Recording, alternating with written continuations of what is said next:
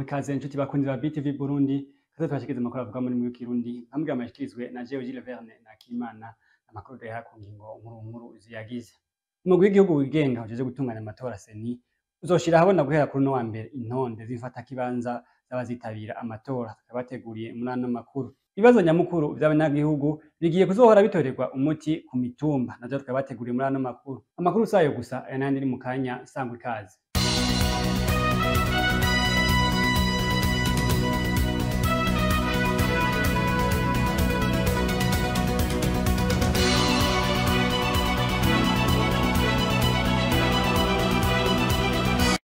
Ndasubiye kubaramutsa nongera ndabaha n'ikaze ko nemeje kubashikiriza mu ngingo nkuru zano makuru guhera kuno wa mbere kirikezo rya 10 Ruhuma hazomanikwa intonde zifata kibanza z'abazitabira amatora bikaba byashikirijwe na Prosper Ntagwamiye arongoye umugwi w'igihugu ujeje gutunganya amatora seni agasaba ko kugeza kuno wa gatatu abanyagihugu bose babagiye kuraba ko bari kwizo ntonde. Kurikira Prosper Ntagwamiye. Intonde mfata kibanza z'abazokwitaba amatora zizomanikwa mu bibanza vyabereyemwo iyandikwa ry'abazotora mu matora yo mu 2025 ari navyo biheza bikitwa ibibanza vyo kumanikwamwo intonde. Abarundi biyandikishije ngo bazotore nibo bazosuzuma izo ntonde. Ibirego bishoboka bizotorokanirizwa aho nyene vyongere vyigwe.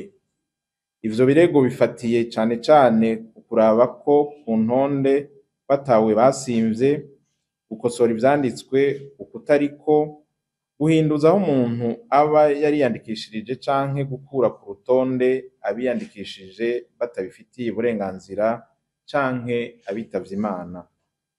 Ikiringo cimanikwa y'izo ntonde fata kibanza z'abazokwitaba amatora yo mu 2025 gitekanijwe kuva ku igenekerezo rya 10 kugeza ku rya 12 Ruhuma umwaka wa 2025. Itorokanywa ry'utunenge tuzoba twibonekeje rizoba muri ico kiringo nyene guhera isaha 1:15 yo mu gitondo kugeza isaha 11:15 yo ku muhingamo. Mu kibanza kimwe cose cabereyemwo iyandikwa ry'abazotora harategekanijwe abakozi babiri bakurikirana iryo manikwa y'intonde bashigwaho n'umugwi ujeje gutunganya amatora ku rwego rwa komine Sesi. Abo nabo bagatogwa mu bakoze neza mu banditse bazotora hamwe n'abazokurikiranira hafi ico gikorwa ku rwego rwa komine. Ni bamwe twita agent recenseur na agent cadre mu Gifaransa. Abo banditsi ni nabo bazokwegeranya utunenge tuzoba twibonekeje kuri izo ntonde fata kibanza bafashijwe n'abagize umugwi ujeje amatora mu komine Sesi hamwe n'umuhetsi w'ikomine mu mugwi ujeje gutunganya amatora ku rwego rw'intara CEPI mwe twita mu Gifaransa CEPI encadreur. Mu kibanza cose kizomanikwamwo izo ntonde fata kibanza hazoba hariho intonde zibiri.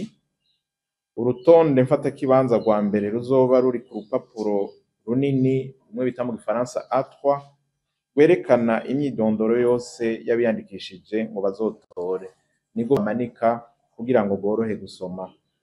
Urutonde rugira kabiri ni urutonde rusa n'ubwo rwa mbere mugabo ruzoba ruri ku rupapuro rusanzwe bita A3 mu Gifaransa urupapuro rutoye inkuru ruzofasha abo bakozi bazoba bashizweho n'umugwi Sesi mu gutorokanya utunenge tuzoba twashikirijwe no kwandika mu bikoresho vyabigenewe. Umuntu mbere kwegereza ibikorwa vya leta abanyagihugu umunyagihugu wese azoba afise ikibazo abazotunganirizwa ku mutumba kugira ngo boroherezwe. Martin Terese kabishikirije yari umutumire mu nama nshingamateka. Ni nkuru twateguwe na mugenzi wacu Elvis Munyaneza. Bimwe mu bibazo vyashikirijwe umushikiranganji mu vyajejwe harimwo intwaro yo hagati mu Burundi Martin Teretse igihe yari umutumire mu nama nkenguzamateka harimwo uko abenegihugu bizohava bibagora ukuntu baja kwitura buramatari w'intara. Umushikiranganji w'intwaro yo hagati yasiguye avuga ko ibibazo nyamukuru vy'umwenegihugu bizotorerwa inyishu ku mutumba. Tuvuze ko umwenegihugu azohimbagwa azotunganizwa no kwa buramatari cyangwa kwa musanteri nukuri byo twakoze byose biguye mu mazi kuko intumbero twagize ni yuko ibibazo nyamukuru by'umwenegihugu bitoregwa inyishu ku mutumba. Umukuru w'umutumba nabo basangiye ibikorwa, tuvuga ko ariwe muvyeyi w'abanyamutumba bose. Umukuru w'umutumba ufise umukuru w'umutumba ufise umukuru w'umutumba, quartier ifise chef de quartier, biroroshe ku bibazo vyo ku mutumba bitorera inyishu. Nivyo hari usanga byazitanye, tubabwira ko ico gihe umukuru w'umutumba bimugoye aca abifata wenyene akabijana kwa chef de zone, kavuga ati je ndafise ikibazo ca bene gihugu banje bafise ibibazo bimeze ukunuko, je vyaraniye gutora inyishu nari ico mufasha nka chef de zone. Kubera chef de zone rero ubu turabona ko nawe nafise ingorane kuko akora ari umwe, nta muhanuzi afise, nta n'umusekreteri agira, niwe wenyene kenshi usanga afise n'umuprante umwe n'umuaje wa terre civile. Muri indinganizo nshasha rero twarateguye ko umushefu de zone aronka nawe staff ikimufasha gutora inyishu y'ibibazo biri ku rugero rwabo. Nawe bimugoye bimunaniye sinatuma umwene gihugu ngo duga, twavuze ati nta hejuru hahari, uwo ari we wese abari hejuru ku rugero rwiwe.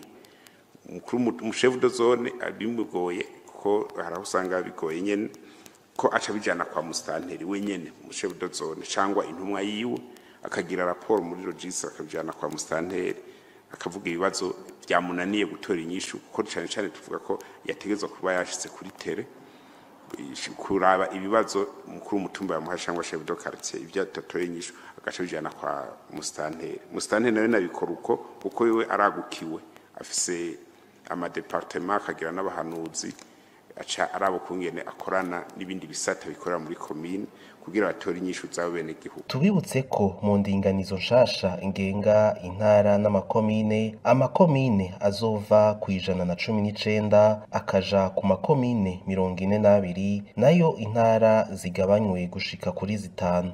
Guteza imbere umuziki ndundi no gushigikira abaririmbyi b'abarundi nivyo vyatumye hatunganwa ihiganwa rya Isanganiro Awards. Reka bishikirizwa na Eric Nduwayo, umuyobozi w'ihiganwa Isanganiro Awards. Nk'uko twateguwe na mugenzi wacu Eric Nibaruta. Guteza imbere umuziki ndundi no gushigikira umuririmbyi w'umurundi ni bimwe mu byatumye hatunganwa ihiganwa Isanganiro Awards. Bivugwa na Nduwayo Eric, umuyobozi mukuru w'ihiganwa Isanganiro Awards. Intumbero n'urwa rugamba nyatwihaye harazi imyaka irenga 10 buko dushobora guteza imbere umunyamuziki n'umuziki w'u Burundi.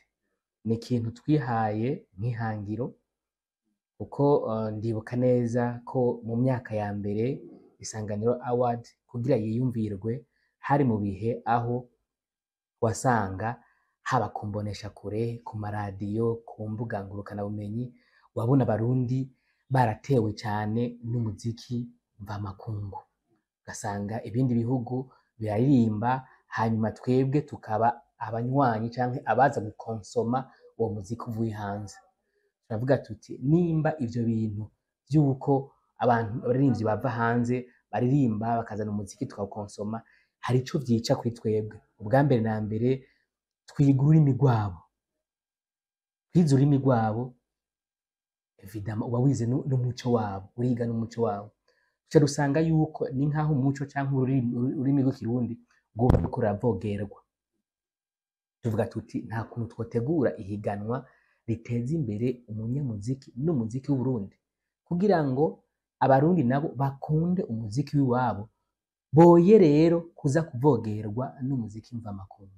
Nayakunguko nyamukuru ubutsindiye iryo higanwa aronka akaba amenyekana aha mu Burundi eka mbere no mu makungu. Akunguko nyamukuru akura mu higanwa Isanganiro Award ubwa mbere na mbere nico novuga nti kumenyekanishwa n'isanganiro biciye ku mbuga zitandukanye radio televiziyo Isanganiro ikoresha.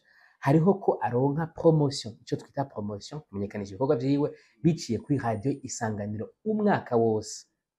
Turacisha kuri televiziyo umwaka wose vyerekeye indirimbo ziwe n'ubuzima bwe tukabukurikirana no ku mbuga ngurukana bumenyi zacu. Ico ni ikintu kidasanzwe kuko kumenyekana ugakurwa ku rwego kanaka ukaja ku rundi rwego si biba bisanzwe, kuko usanga ivyo tumaze kubona coco nuko muri cya gihe umuririmbyi ahamagarwa ahatandukanye mu biteramo haba ngaho i Burundi canke mu makungu, benshi barajayo twamaze kubibona.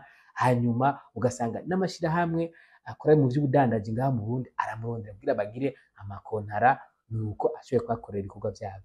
Ico ni ikintu kidasanzwe. icya kabiri ngaho turamuha ico nokwita trofe.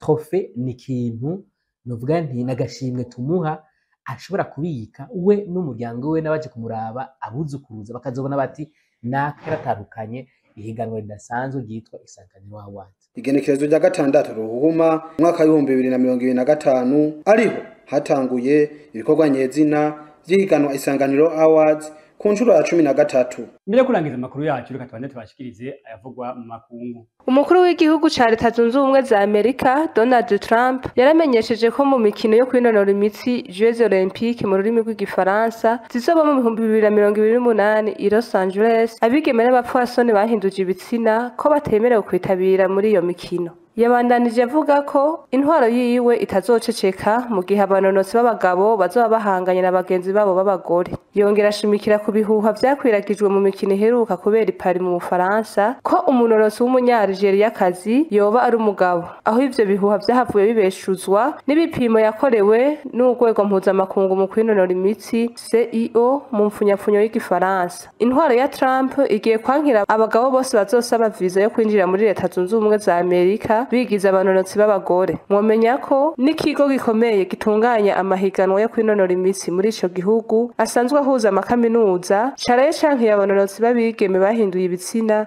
kwitabira ayo mahiganwa. Muri Tunisia naho Rashid Ghannouchi umukuru w'umugambwe w'umuislam kumwe n'abamenyesha makuru baraciriwe imanza ku munsi wa gatatu igenekerezo rya gatanu ku kwezi aho bahawe ibihano biremereye bakaba bagirijwe icaha co guhungabanya umutekano w'igihugu. Rashid Ghannouchi akaba yahanishijwe gufungwa imyaka 22 nayo umumenyesha makuru Shahrazad Akacha akaba yaciriwe gufungwa imyaka 27 nayo mugenzi we Shada Haj Mubarak akaba yaciriwe gufungwa imyaka 5. Nuko amakuru avuga amakuru cyo turangiza amakuru twari ko turabashikiriza kandi bashimire mwebwe mwese mudengesha kuri kana ibiganiro vya BTV Burundi naho ubutaha murakoze.